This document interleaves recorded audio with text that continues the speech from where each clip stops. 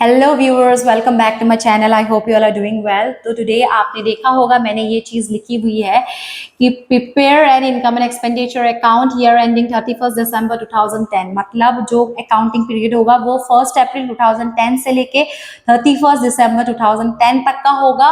और इस ईयर के जितने भी आइटम्स होंगे जो रेवेन्यू नेचर के होंगे वो शायद आपका पेमेंट हुई है, नहीं हुई है, ड्यू है या फिर रिसीव हो गई है, उससे मैटर नहीं करता है। जो भी करंट ईयर के ट्रांजैक्शंस होंगे वो आएंगे, ठीक है। और सिर्फ रेवेन्यू आइटम्स के आएंगे। बट रिसीडेंट पेमेंट में क्या था कि आपके जितने भी आपके पास्ट, प्रेजेंट एंड फ्यूचर के जितने भी आइटम्स है, कैपिटल और रेवेन्यू सारे आएंगे। तो इसके डिफरेंस आपको समझ आ जाएगा जब मैं ये आपको एक्सप्लेन करूंगी। तो पहले ये समझते हैं इसमें। और हाँ, income and expenditure short video में मैंने बताया था वो क्या था, नॉमिनल अकाउंट था। तो all income and gains will be in credit side, इस साइड आ जाएंगे। All expenses and losses will be in the debit side, वो इस साइड आ जाएंगे। मतलब रिसीडेंट पेमेंट के वाइस वर्सा हो जाएगा वो अकाउंट, ठीक है। यहां से ही हमको आइटम्स ढूंढने हैं जो जो हमको इनकम एंड एक्सपेंडिचर में लिखना है आज, ठीक है। तो पहले समझते हैं कि जो बैलेंस टू बैलेंस, ठीक है, मतलब जो ओपनिंग बैलेंस है cash on deposit, cash on current account, cash in office, और जो क्लोजिंग बैलेंस है cash on deposit, cash on current account, cash on office, ये सारी चीजें एक्सक्लूड। इसको आपको एंट्री नहीं बनानी है। ओपनिंग बैलेंस और क्लोजिंग बैलेंस नहीं आएंगे इनकम एंड एक्सपेंडिचर में। वहां पे सरप्लस और डेफिसिट होगा। सरप्लस मतलब क्या, जितने भी इनकम है ना, वो इनकम अगर एक्सेस है एक्सपेंडिचर से तो वो हो जाएगा excess of income over expenditure, surplus. मतलब आप सरप्लस एंड डेफिसिट के पोजीशंस को इनकम एंड एक्सपेंडिचर में समझोगे, ठीक है।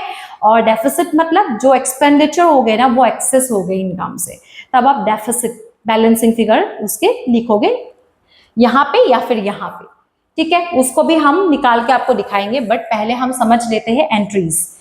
तो क्या है डोनेशन। डोनेशन आपका 8,000 रुपए है।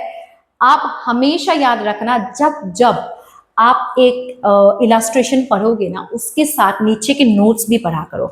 अभी देखो, आप यूट्यूब में जाना, मेरे डिस्क्रिप्शन में मैंने ये अपलोड कर रखा है, ये इलास्ट्रेशन, ठीक है, नोट के साथ। उसको आप पहले खोलो डिस्क्रिप्शन बॉक्स को, और वहां पे जाके आप उसको देखो, देख के समझो। पहले बात कि नोट्स में जाओ और नोट्स में देखो। ये आपको अगर यहाँ पे ही समझ आ रहा है तो कोई बात नहीं, अगर नहीं समझ आ रहा है तो फिर आप नोट्स में जाके देखो अभी, ठीक है। डिस्क्रिप्शन बॉक्स में है ये, नीचे में, ठीक है, एकदम डाउन में है, एकदम नीचे है। और वहां देखना, यहाँ पे एक आइटम यहाँ पे पढ़ो कि सब्सक्रिप्शन आउटस्टैंडिंग अमाउंट कितना है, 500 रुपए। इसका आप छोड़ देते हैं, सब्सक्रिप्शन का हम आया नहीं है। डोनेशन का अगर कोई पार्ट है वो पढ़ लेते हैं। इट वॉज डिसाइडेड एट 1/2, मतलब half of the amount of legacies and donation would be treated on income, ठीक है। मतलब आधे, जितने भी 8,000 रुपए है, इसके आधे का ही आपको इनकम में इंक्लूड करना है, आधा नहीं करना है। तो क्या होगा इसमें, 2/4 कर दो, हाफ कर दो। इसमें क्या होगा, 4,000 रुपए। तो जो 4,000 रुपए है ये आएगा आपका डोनेशन में। आपका ये डोनेशन रिसीव हुआ है, आपने पे किया है, ये एक एनजीओ है और इस एनजीओ में क्या हो रहा है, आपका रिसीव हो रहा है, कोई आपको डोनेशन दे रहा है, ठीक है।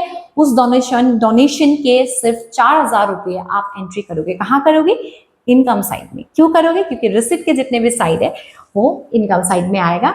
बट आइटम्स सिर्फ वही आएंगे जो एक्रूड है, या फिर एक्रूड, सॉरी नॉट एक्रूड, जो आपके आइटम्स करंट ईयर के हैं, रेवेन्यू नेचर के हैं, एक्रूड है या फिर मिल गया है, वो सारी चीजें ही आएंगे यहाँ पे, ठीक है। तो यहाँ पे देखते हैं सेकंड जो है आइटम, वो बोला है सब्सक्रिप्शन। सब्सक्रिप्शन मतलब जो मेंबर्स है वो सब्सक्राइब करते हैं, है ना, मेंबरशिप लेते। तो वहां पे जो सब्सक्रिप्शन है वो एक फी है जो आपको मिला है 6,000 रुपए, ठीक है। अब देखते हैं यहाँ पे कोई आइटम है क्या एक्स्ट्रा जो हमको इंक्लूड करनी पड़े सब्सक्रिप्शन में।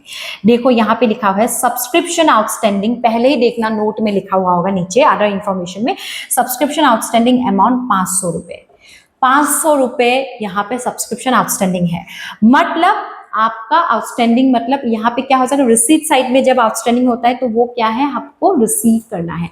मतलब आपका कोई आपको मतलब इनकम एक्रूड, मतलब ये है कि आउटस्टैंडिंग है जो आपको मिलना है। कब मिलना है, इस साल में मिलना है, अब तक मिला नहीं है बट वो इनकम है क्योंकि इस साल में ड्यू है वो। ठीक है, तो 500 रुपये आप क्या करोगे, ऐड कर दोगे यहाँ पे आउटस्टैंडिंग बोल के। वो तो हम सीखेंगे एंट्री जब बनाएंगे, आप पहले सिर्फ समझते हैं।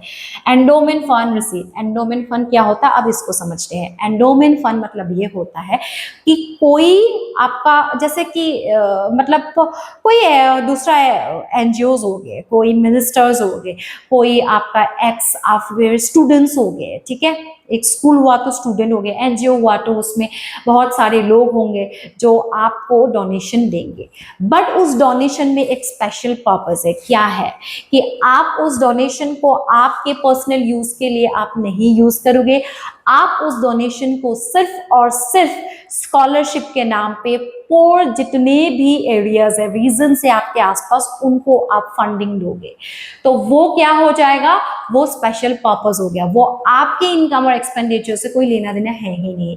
सो इसको आप क्या करोगे, अवॉइड करोगे यहाँ पे। अपार्ट फ्रॉम दैट ये एक कैपिटल नेचर का है तो इसको आप अवॉइड ही करोगे। ठीक है, लेगेसीज, आपका लेगेसीज है। लेगेसीज में आपको क्या दिया हुआ है कि आधा जो है वो लेगेसीज में आएगा, मतलब इसका भी आधा आएगा। 3,000 रुपये आप लेगेसीज में इंक्लूड करोगे इनकम साइड में।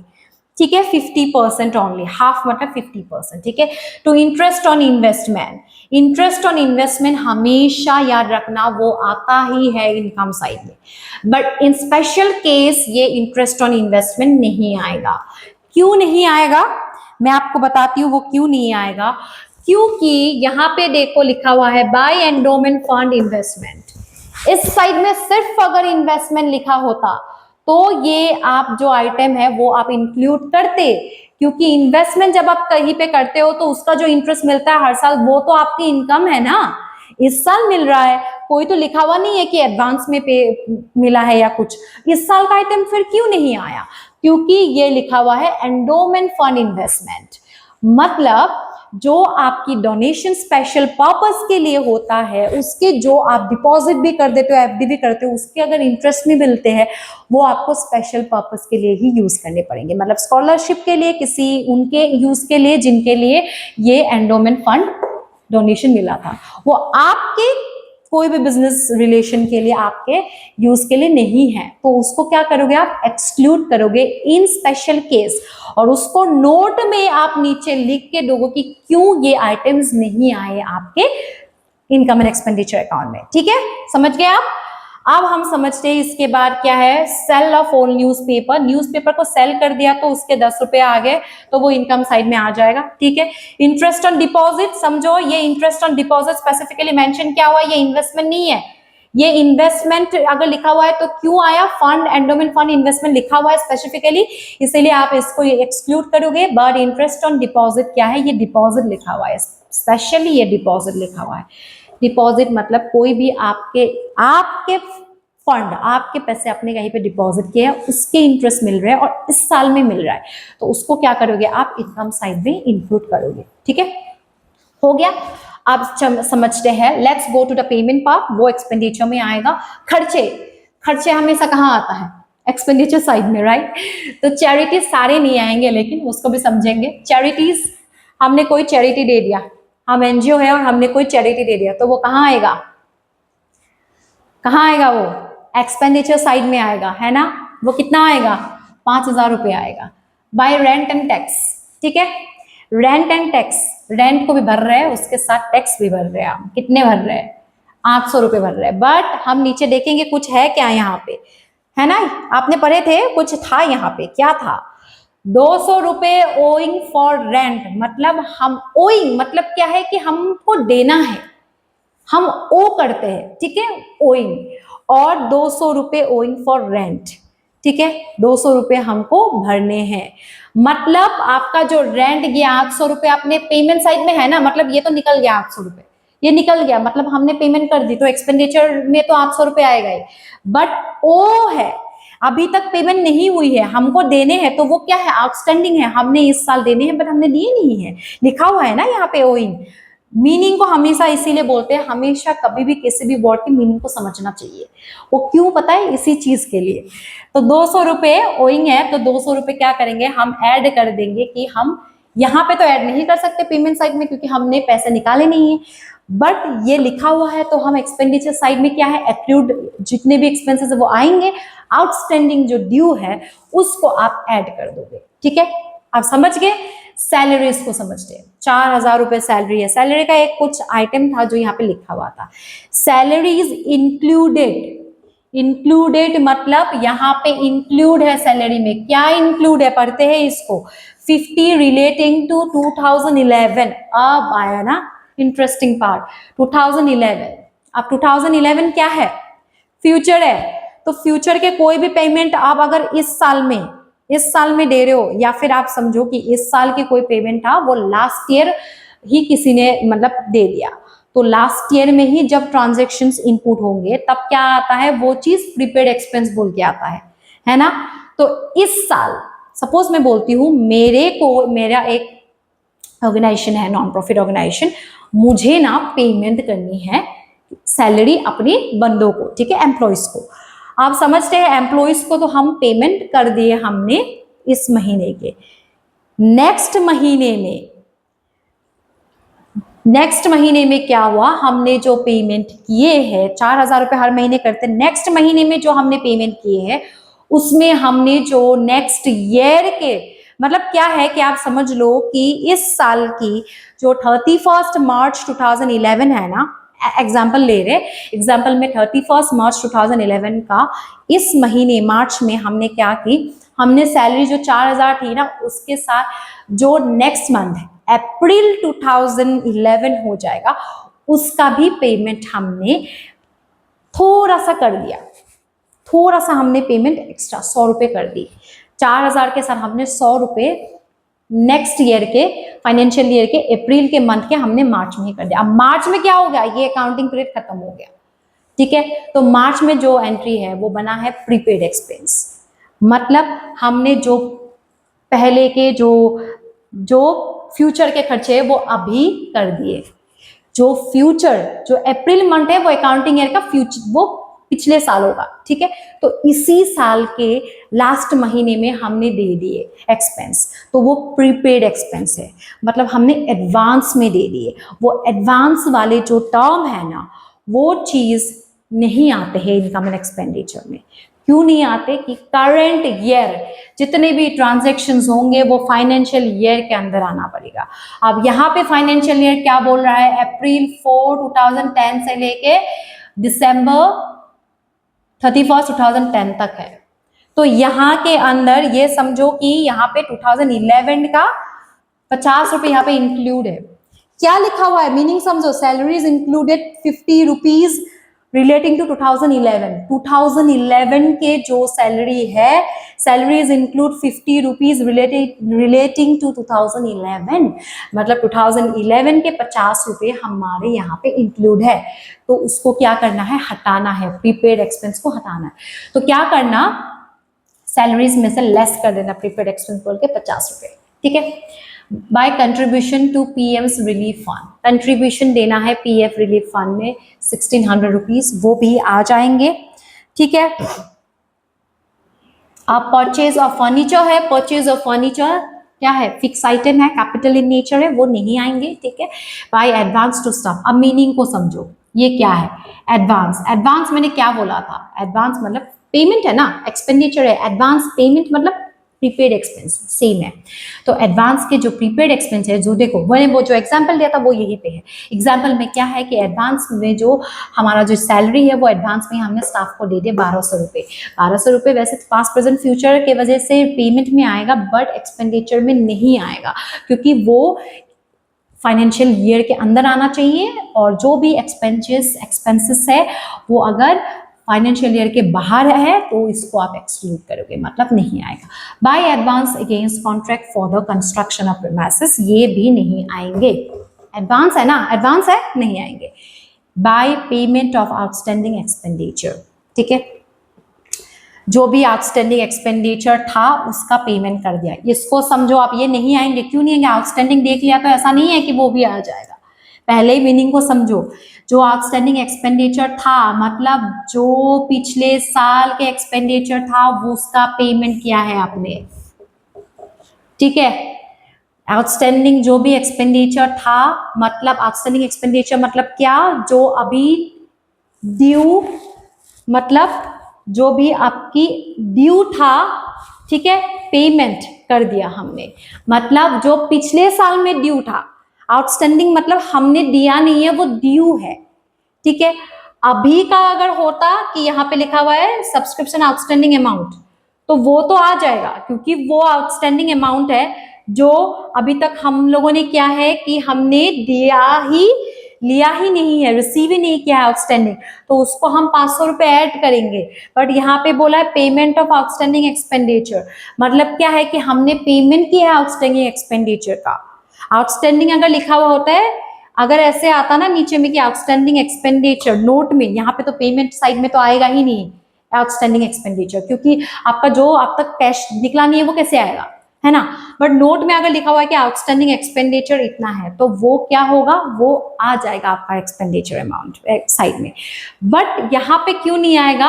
क्योंकि आउटस्टैंडिंग एक्सपेंडिचर मतलब पेमेंट साइड में अगर इंक्लूड है तो पहले ही साल के पहले का ही जो एक्सपेंडिचर है वो अभी पे हुआ है, पहले का जो एक्सपेंडिचर है वो अभी पे हुआ है। तो वो क्या होगा, पहले का एक्सपेंडिचर अभी पे हुआ है तो उसको आप एक्सक्लूड करोगे एक्सपेंडिचर से और वो नहीं आएगा, ठीक है, वो नहीं आएगा, इसलिए इसको एक्सक्लूड करेंगे। और जो क्लोजिंग बैलेंस है उसको भी एक्सक्लूड करेंगे हम, ठीक है। अब हम इसको अच्छे से समझते हैं इनकम एंड एक्सपेंडिचर अकाउंट बना के, okay. It will be more easier for you to understand that way. Just give me a minute, मैं इससे आपका जो भी ट्रांजैक्शंस तो आपके साथ ही करूंगी बट उसका फॉर्मेट बना लेते पहले, ठीक है। Just give me a minute, okay.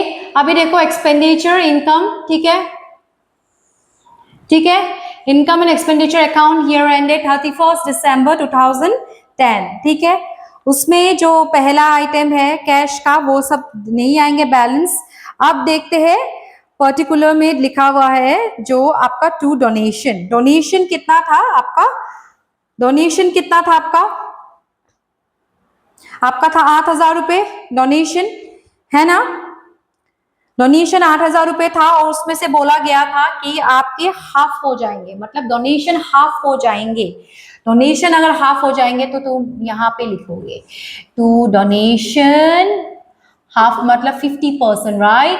सो 50% ही आएंगे। 50% कितना हो जाएगा 8,000 रुपए का? 4,000 रुपये आएंगे यहाँ पे, ठीक है। अब उसके बाद है टू सब्सक्रिप्शन। सब्सक्रिप्शन कितना था? 6,000 रुपये, बट यहाँ पे लिखा हुआ है कि आउटस्टैंडिंग अमाउंट नीचे लिखा हुआ है। समझो अगर पेमेंट साइड में आउटस्टैंडिंग अमाउंट या फिर रिसीट साइड में आउटस्टैंडिंग अमाउंट आ गया ना वो अलग होगा, बट यहाँ पे नीचे लिखा हुआ है कि इंक्लूड है कि आउटस्टैंडिंग अमाउंट, मतलब आपके जो सब्सक्रिप्शन है वो है 6,000 रुपये, ठीक है, और आउटस्टैंडिंग अमाउंट अभी तक हमको मिला नहीं है, हमारे ऑर्गेनाइजेशन को मिला नहीं है। आउटस्टैंडिंग कितना है? 500 रुपये, ठीक है, तो आ गया 6,500, है ना। फिर उसके बाद क्या आइटम था सब्सक्रिप्शन के बाद? एंडोमेंट फंड रिसिप्ट नहीं आएंगे, वो एक कैपिटल नेचर का होता है और वो एक फंड है स्पेशल जिसको हम इनकम पर्पस के लिए, एक्सपेंडिचर पर्पस के लिए, हमारे ऑर्गेनाइजेशन के बिजनेस के लिए हम यूज नहीं करते, तो उसको एक्सक्लूड करोगे इन स्पेशल केस, ओके।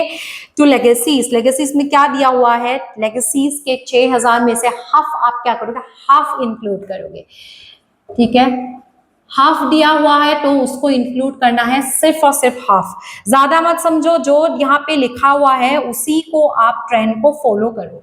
हमेशा आप एग्जाम में भी देखना, जो भी चीजें आपकी पूरा नोट्स में नीचे लिखा हुआ होगा अदर इंफॉर्मेशन बोल के, उसको पहले पढ़ना, 2 बार 3 बार पढ़ो, उसको समझो, उसकी मीनिंग को समझो, क्योंकि पहले आप लिखने से पहले उसको समझो तभी आप एंट्री करना, नहीं तो आपको क्या होगा फिर बार बार आपको कंफ्यूजन होगा, कट करोगे फिर लिखोगे, कट करोगे, it is just a waste of time, okay.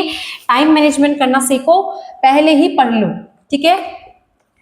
और इसके बाद क्या है, आपका इंटरेस्ट ऑन इन्वेस्टमेंट क्यों नहीं आएगा, मैंने बोला क्योंकि स्पेशल केस में पेमेंट साइड में आपको पूरा इन्फॉर्म ही किया हुआ है कि बाय एंडोमेंट फंड इन्वेस्टमेंट, मतलब जो एंडोमेंट फंड इन्वेस्टमेंट है ना, जो इस बार हम इन्वेस्टमेंट के पर्पज से कैश गया है वो एंडोमेंट फंड का है, मतलब किसी ने हमको स्पेशल पर्पज के लिए डोनेशन दिया हुआ है, उस फंड के जो भी इंटरेस्ट है वो मिले हुए हैं, तो वो इंटरेस्ट का कोई लेना देना नहीं है हमारे ऑर्गेनाइजेशन के बिजनेस से, तो उसको आप एक्सक्लूड करोगे, ठीक है।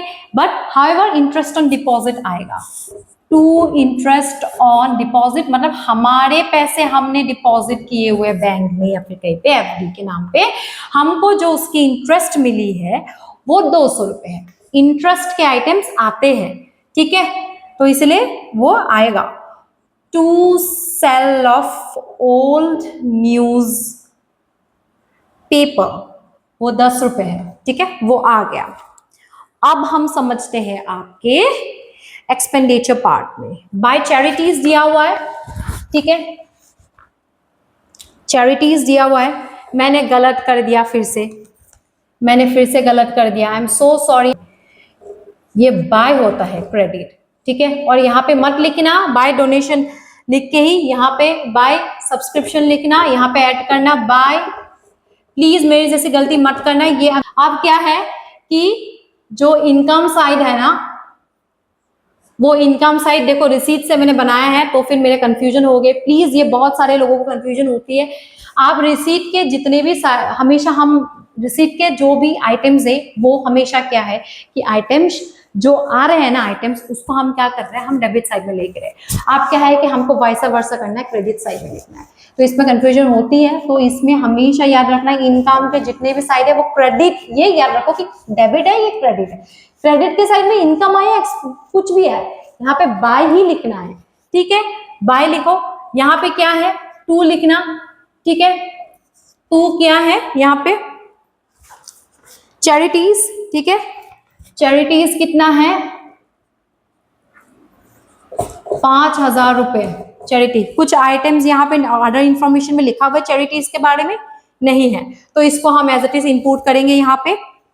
अब क्या है टू क्या है सैलरीज, सैलरीज में कुछ लिखा हुआ था याद है, प्रीपेड एक्सपेंस 2011 के कुछ एक आइटम यहाँ पे इंक्लूड है बोला है, मतलब 4,000 में इंक्लूड है, अलग से नहीं है, ये भी याद रखना, अलग से होता तो फिर यहाँ पे आपको कुछ लिखने की ही जरूरत नहीं थी, अलग से नहीं है, इसीलिए यहाँ से आपको माइनस करके लिखना पड़ेगा मेन अमाउंट जो कि एक्सपेंडिचर है, कितना था 4,000 रुपए था, 4,000 रुपए था, उसमें से उन्होंने क्या की जो फ्यूचर का है उसका लिख दिया यहाँ पे, तो एक्सपेंस तो इस साल के हमको लिखने हैं ना, इस साल के हमको एंट्री करने हैं एक्सपेंस, तो फिर यहाँ पे कितना 50 रुपए था, 50 रुपए सैलरी का वो पिछले साल का यहाँ पे सॉरी फ्यूचर में जो भी है वो उसका यहाँ पे इंक्लूड है, तो उसको हम माइनस करके ये लिखेंगे, ठीक है 3,950।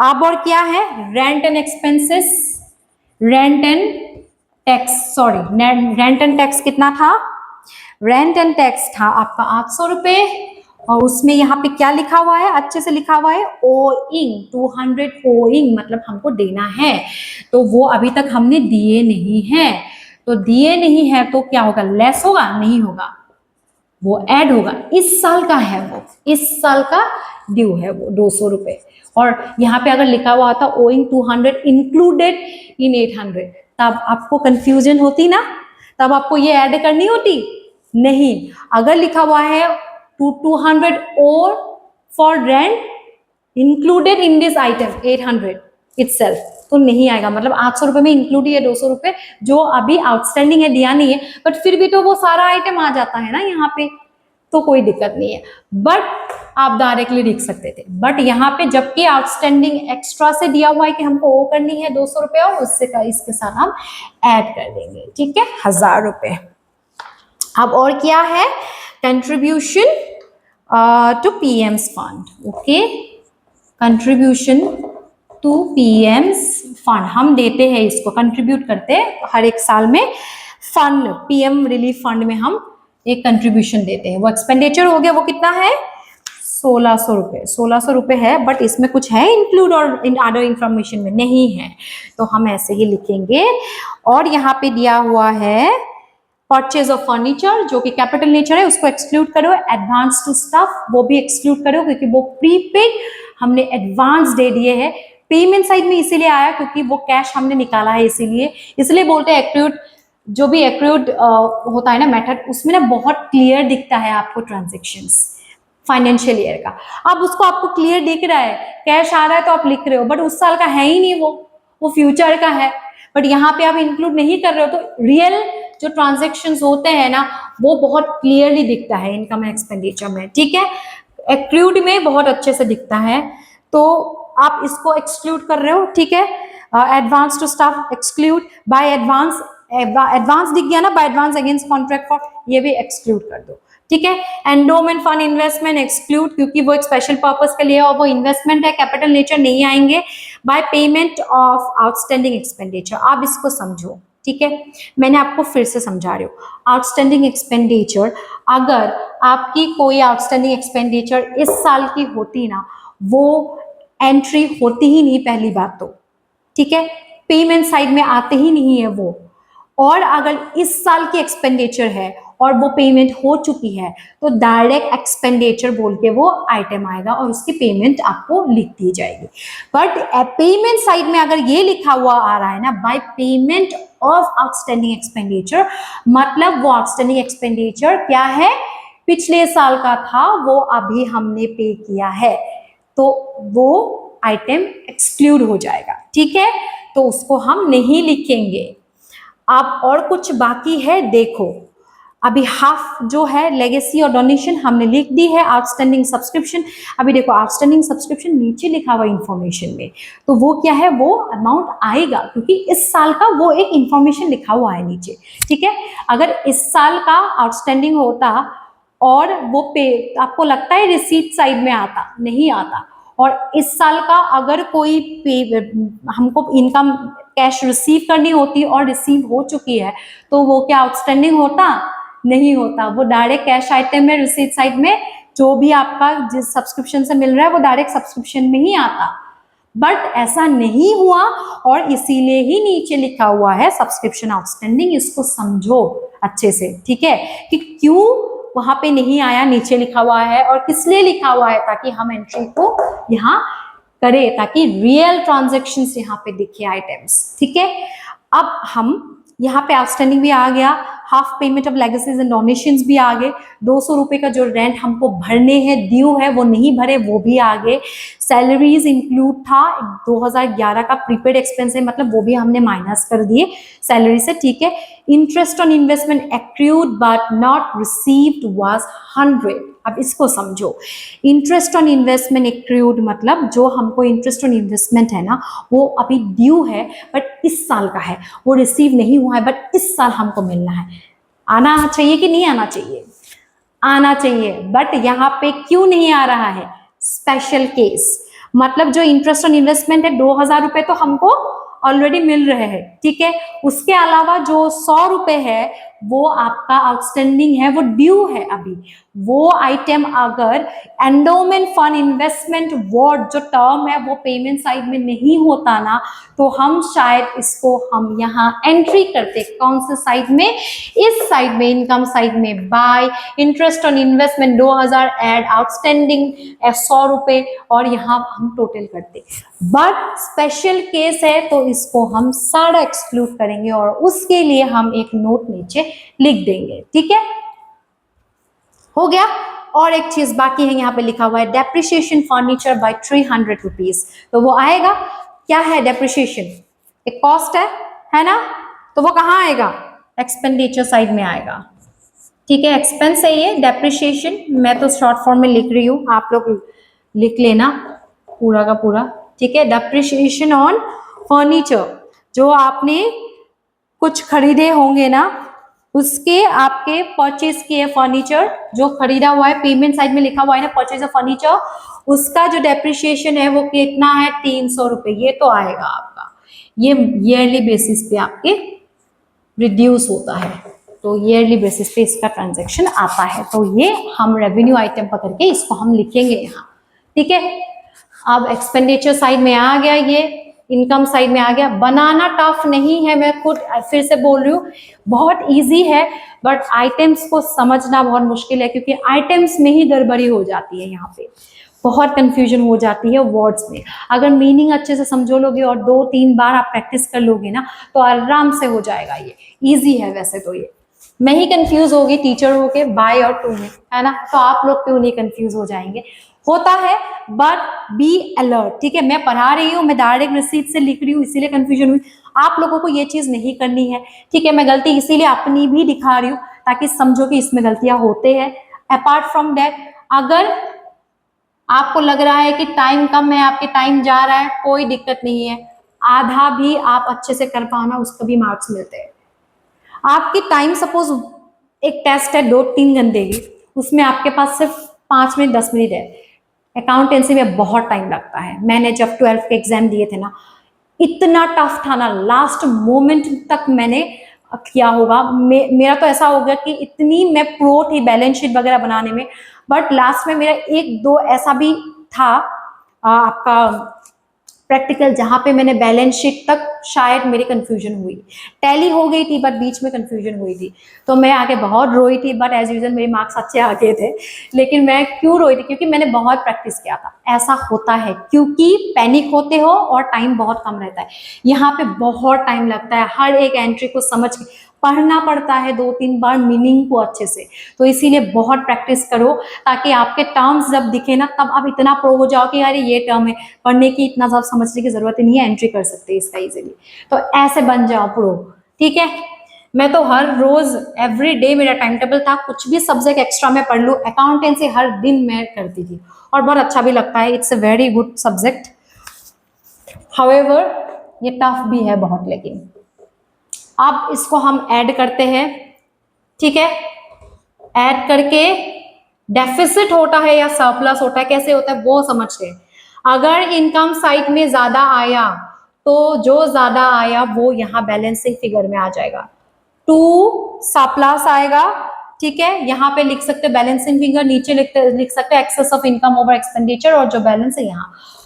हाउएवर आपका ये आए, ठीक है, एक्सपेंडिचर जो है वो ज्यादा आया इनकम से, तो डेफिसिट। मीनिंग समझो, सरप्लस मतलब ज्यादा, डेफिसिट मतलब कम। तो एक्सपेंडिचर क्या होता है, खर्चा होता है। खर्चा होने के बाद अगर इनकम घट गया, खर्चा ज्यादा हो गया, तो क्या होगा, डेफिसिट, है ना। तो हम क्या करेंगे, तब यहाँ पे लिखेंगे डेफिसिट, ठीक है, और यहाँ पे लिखेंगे बैलेंसिंग फिगर, और यहाँ पे लिखेंगे excess of expenditure over income.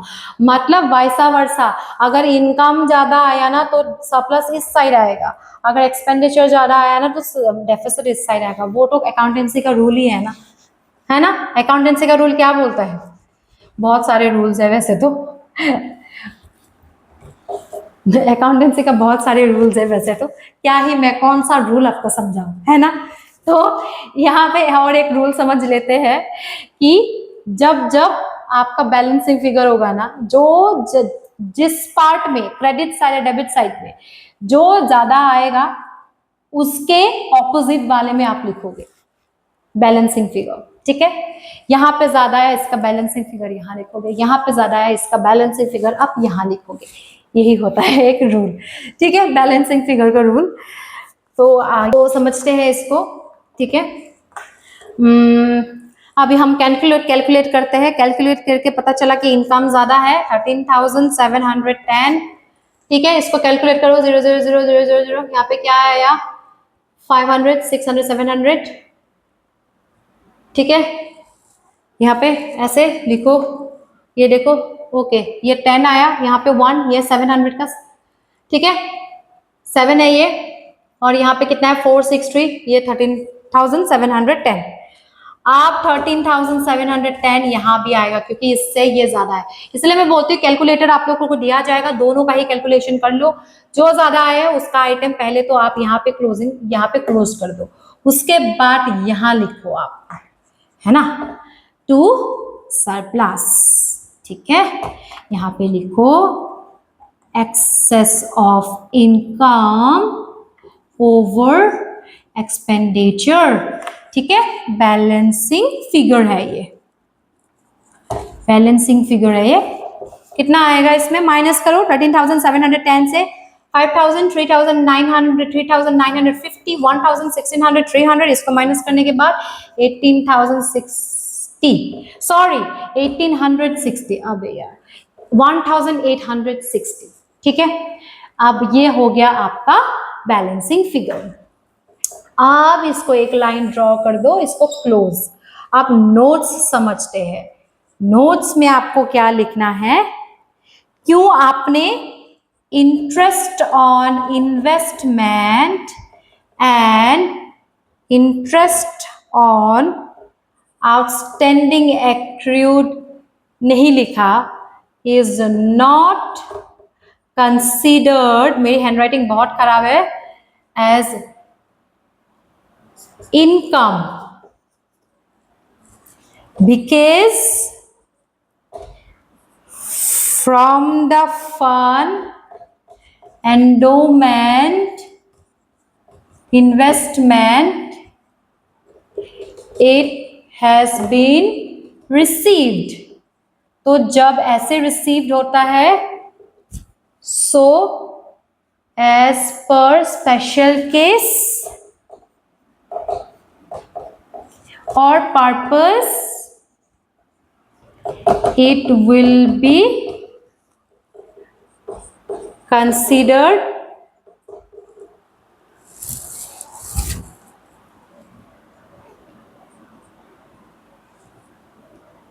as endowment fund in balance sheet, ठीक है। आप इतना लिखने की भी जरूरत नहीं है, कभी कभी आप ऐसे भी लिख सकते हो कि interest on investment and interest on outstanding accrued that has been mentioned in the information above is not considered as an income item because it comes under endowment fund and endowment fund is always used for special purpose or special case। ये भी लिख सकते हो, या फिर आप ये भी इंक्लूड कर सकते हो कि एंडोमेंट फंड एक कैपिटल है और उसको हम ऑलरेडी बैलेंस शीट में लिखेंगे और उसके स्पेशल पर्पस है जिसके वजह से उसकी जो इंटरेस्ट है वो भी इंक्लूड नहीं होंगे, वो स्पेशल पर्पस के लिए ही यूज होंगे, तो वो बैलेंस शीट में ही आएगा, वो भी लिख सकते हो आप, ठीक है। इतना ज्यादा मैं तो बोलूंगी, इतने छोटे छोटे बच्चों को दिमाग में जोर डालने की जरूरत नहीं है, छोटा सा बस लिख दो, वो आपको पास करा देंगे, वैसे भी इतना ज्यादा डिटेल्स में लिखने की जरूरत नहीं है चीजों को, ठीक है। अपने भाषा में जैसे भी समझ आए, बस इंटरेस्ट को एक्रूड एक्रूड जो आउटस्टैंडिंग था और इंटरेस्ट ऑफ इन्वेस्टमेंट वो जो टर्म है वो मत भूलना, उसके बाद जो आपकी एंडोमेंट फंड है वो मत भूलना, स्पेशल पर्पस मत भूलना कि स्पेशल पर्पस की वजह से हम उसको नहीं लिख रहे, और ये जरूर याद रखना कि वो इनकम में नहीं आएगा, ये टर्म्स याद रखना और एक सेंटेंस बना देना अच्छे से। इंग्लिश नहीं भी आए ना, थोड़ा बहुत इधर उधर टूटा फूटा इंग्लिश तो अकाउंटेंसी में चलते हैं, अकाउंटेंसी में इंग्लिश नहीं चाहिए इतना ज्यादा, बस आपको समझनी पड़ेगी मीनिंग, इसलिए जो इंग्लिश टीचर्स है उनसे समझो इंग्लिश को, तब आपको बहुत अच्छे से समझ आएगा। मीनिंग को समझने के बाद आइटम्स आप इंक्लूड करोगे, बाकी आपको लिखने में जो ग्रामेटिकल एरर्स है ना वो इंग्लिश में देखो, सब्जेक्ट में यहाँ पे जरूरत नहीं है, किसी भी वे में बस जो मेन जो टर्म्स है ना जिसके वजह से ये है वो टर्म्स लेकिन इंक्लूड करना मत भूलना नोट्स में, नहीं तो उनको कैसे समझ आएगा कि आपको समझ आ रहा है। वो तो एग्जामिनर है, वो पेपर चेक करते हैं, अगर मुझे पेपर चेक करने देंगे तो मुझे तो आता ही है ना, मैं तो चेक करूंगी, लेकिन अगर मुझे समझ नहीं आ रहा है आपके भाषा से तो मैं क्यों आपको मार्क्स दूंगी। तो इसके लिए आपको समझना पड़ेगा कि आपको समझ आया ना आए, उनको समझ आ रहा है नहीं आ रहा है वो आपको दिखानी पड़ेगी। मुझे ये एग्जामिनर के हिसाब से, मुझे पेपर चेकिंग के हिसाब से मुझे फील होना पड़ेगा कि इस बच्चे को रट्टा नहीं मार रहा है, ये पैरेट लर्निंग नहीं कर रहा है, इसको पता है कि ये वर्ड और ये टर्म्स है जिसके वजह से ये आइटम नहीं आ रहा है, तो इसको अच्छे से दिमाग में फिट कर लो, ठीक है। और सिंपल लेमन लैंग्वेज में लिखो चीजें, अकाउंट्स हो गए, मैनेजमेंट हो गए, हाई क्लास सोफिस्टिकेटेड इंग्लिश लिखने की जरूरत नहीं है। You are not an art student, ठीक है। आर्ट स्टूडेंट्स को लिखने की जरूरत पड़ती है, जो इंग्लिश के है वो अपने डिपार्टमेंट देख लेंगे, आपको लिखने की जरूरत नहीं है इतना हाई स्टैंडर्ड इंग्लिश में, आप बस लेमन लैंग्वेज में लिखो, जो कि आपकी जो स्पेशल जो आपको जरूरत है ना स्पेसिफिक वर्ड्स, उसको मत भूलो, बाकी सेंटेंस आपकी ऑटोमेटिकली फॉर्म हो जाएगी। बाकी आपके सब्जेक्ट जनरल इंग्लिश भी होते हैं, शायद ऑल्टरनेटिव इंग्लिश भी होती है, उसको फोकस करो, उसमें भी मार्क्स जरूरी है। टोटल मार्क्स तो वो भी तो मेन सब्जेक्ट्स है ना, उसको आप फोकस रखो, ठीक है। और वो अगर आप अच्छे से पढ़ोगे ना, आपकी जो अगर इंग्लिश वीक है, अभी अभी आप अगर हिंदी मीडियम के हो या फिर आप एसएमएस मीडियम के हो, बहुत प्रॉब्लम होते हैं। मेरे भी फ्रेंड्स थे, जो फ्रेंड्स नहीं बोल सकते उनको, क्लास में थे लोग जो एसएमएस मीडियम के थे। मैं तो इंग्लिश मीडियम की थी, मेरे को तो सब पता होता है वर्ड्स, ठीक है, अच्छे से पता होता है। हमको तो पीट पीट के स्कूल में सेंटेंस और बोलने के लिए सिखाया जाता है, जो कि काम आता है ना, वो एक बेस फाउंडेशन होता है। बट जो एसएमएस मीडियम है, हिंदी मीडियम है, उनको नहीं समझ आ सकता है कुछ वर्ड्स, ठीक है, कुछ टर्म्स। तो जब आपकी जनरल इंग्लिश, ऑल्टरनेटिव इंग्लिश, ऐसे सब्जेक्ट्स जो भी आपके हैं ना, अभी भी after also being an commerce student आपके होंगे, वो मेन सब्जेक्ट्स है, उस पर फोकस करो। उससे आप समझो कि कैसे आप सेंटेंस फॉर्मेशन कर सकते हो। वैसे भी आपकी इंग्लिश अगर एसएमएस भी हो, मीडियम से भी हो, हिंदी मीडियम से, आपकी इंग्लिश रहे होंगे 10th तक, उसमें भी आपने सेंटेंस फॉर्मेशन करने या फिर सेंटेंस मेकिंग सीखे होंगे। उसको सीखो और सीखो, अच्छे से सीखो, ताकि आप इसमें थोड़ा जो भी आइटम्स आपके जो नहीं लिख पा रहे हो ना सेंटेंस मेकिंग, वो आप थोड़ा सा लेमन लैंग्वेज में भी बनाना सीख जाओगे, तो अच्छे से नोट्स लिख, यहाँ पे नोट्स लिखना जरूरी है। आप कोई भी आइटम एक्सक्लूड कर रहे हो, जो स्पेशल आइटम है और जो आपकी इंक्लूड नहीं होगी ना, उसको आपको लिखना पड़ेगा नोट्स में। सिर्फ ये प्रैक्टिकल इलास्ट्रेशन बनाने से आपको मार्क्स नहीं मिलते, कट जाएगा 1-2 मार्क वहां पे, हमारी तो कट जाती थी मार्क्स। तो इसीलिए आप नहीं पता, आप लोगों के केस में अगर स्पेशल कोई लकी हो और वो सोचे कि हाँ ठीक है चलो इन बच्चों को रहम खाते इन पे और मार्क्स हम डिडक्ट नहीं करते, पर ऐसा केस बहुत स्पेशल होता है, ऐसा होता नहीं है। तो इसीलिए आप हमेशा नोट्स बनाओ नीचे, अगर कोई भी आइटम एक्सक्लूड है इस मेन इलास्ट्रेशन से, ठीक है। आउटस्टैंडिंग को बहुत अच्छे से समझो, पेमेंट और रिसीट के आउटस्टैंडिंग जो है उसका मीनिंग समझो, और नीचे जो आउटस्टैंडिंग आइटम्स दिए हुए नोट्स पे उसको फोकस करके समझो।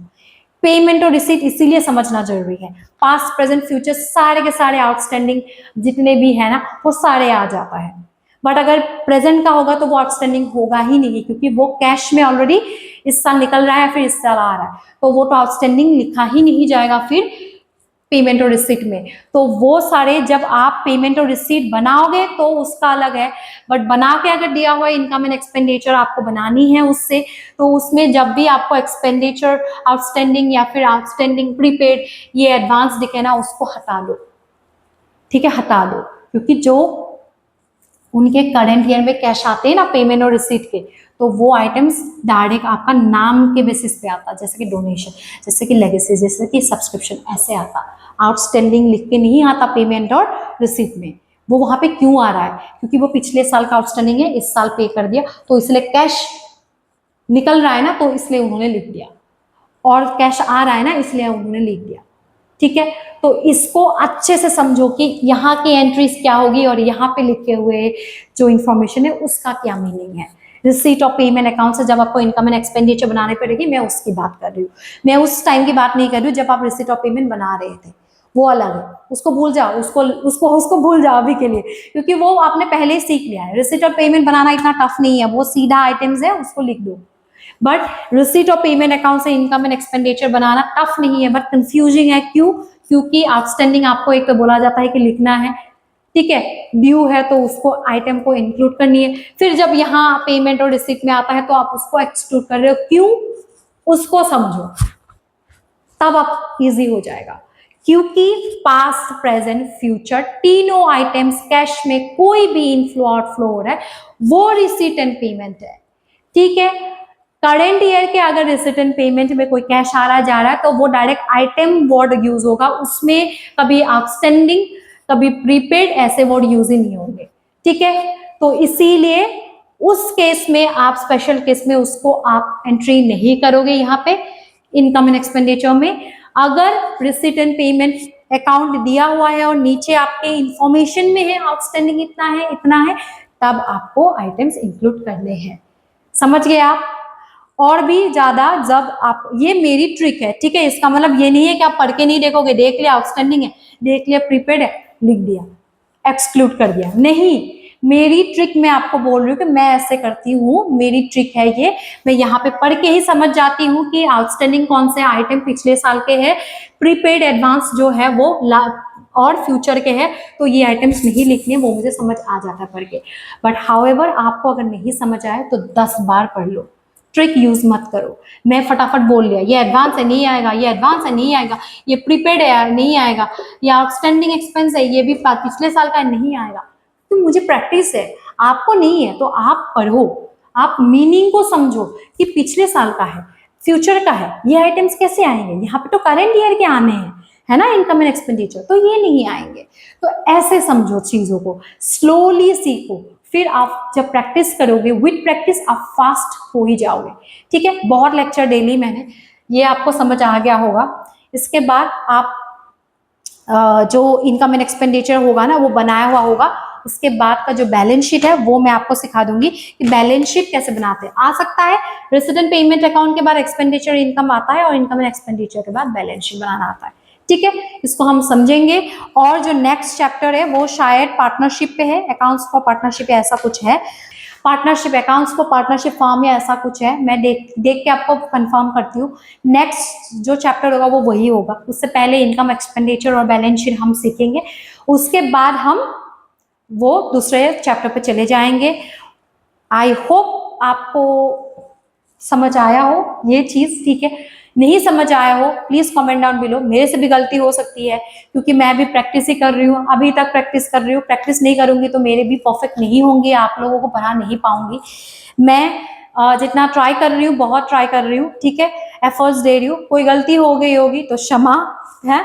और अगर आपको लगता है कि कुछ समझ नहीं आया कमेंट डाउन बिलो, अगर आपको लगता है कोई गलती हुई है तो क्षमा फिर से, और अगर आपको लगता है कि कोई रेक्टिफिकेशन है इसमें, मैंने समझाया हो कुछ आपको समझ नहीं आया हो या फिर समझाया हो गलत भी हो सकता है, उसको जरूर पॉइंट आउट करके मुझे बताएं, वो नेक्स्ट टाइम मैं गलती नहीं करूंगी तब, ठीक है। बहुत एफर्ट्स दिया है तो आप अपने फ्रेंड्स के साथ जरूर शेयर करिए जो अभी बोर्ड एग्जाम के लिए प्रिपेयर कर रहे हैं। And for more such informative videos, as you subscribe and share. Have a great day. Bye-bye.